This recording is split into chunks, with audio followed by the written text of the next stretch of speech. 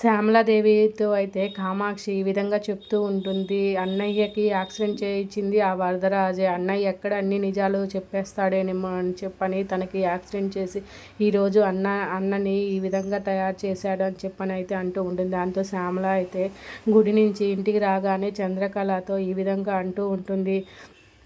హీరా శత్రువు కూతురు ఎప్పటికైనా శత్రువే, అలాంటి దాని మెడలో నువ్వు తాళి ఎట్లా కట్టావా అని చెప్పని అయితే విరాట్ని తిడుతూ ఉంటుంది. శత్రువు మెడపై కత్తి పెట్టాలి కానీ మెడలో తాళి ఎవరన్నా కడతారా, నీకు కొంచెమన్నా బుద్ధి ఉందా, తెలిసి ఎలా చేసుకున్నావో నాకైతే అర్థం కావట్లేదు అని విరాట్ని మీద కోపడుతుంటూ విరాట్ అయితే శ్యామల అన్న మాటలకు షాక్ అయిపోతాడు. ఇక విరాట్ తోటి శ్యామలాదేవి అయితే ఈ విధంగా చెప్తూ ఉంటుంది. ఇప్పుడు తెలిసాక కూడా మనం ఇంట్లో ఉంచుకోకూడదు, మెడపట్టి బయటకి ఎంటేయి అని చెప్పని అయితే అంటూ ఉంటుంది.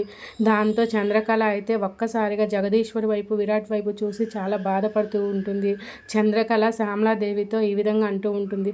నాకు ఒక్క అవకాశం ఇస్తే దాంట్లో నా తప్పు ఏమి లేదని నేను నిరూపించుకుంటాను అని చెప్పగానే శ్యామలాదేవి అయితే ఈ విధంగా అంటూ ఉంటుంది.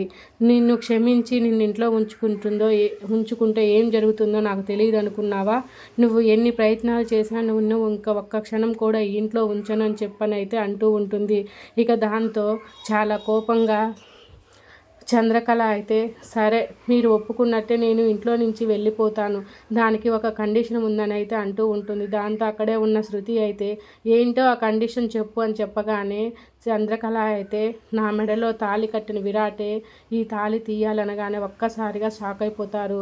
ఎందుకంటే మా బావ కట్టిన తాళిని మా బావ చేత్తోనే నా మెడలో నుంచి తీస్తే అప్పుడే నేను ఇక్కడి నుంచి వెళ్ళిపోతాను అని చెప్పటంతో ఒక్కసారిగా అందరైతే షాక్ అయిపోతారు.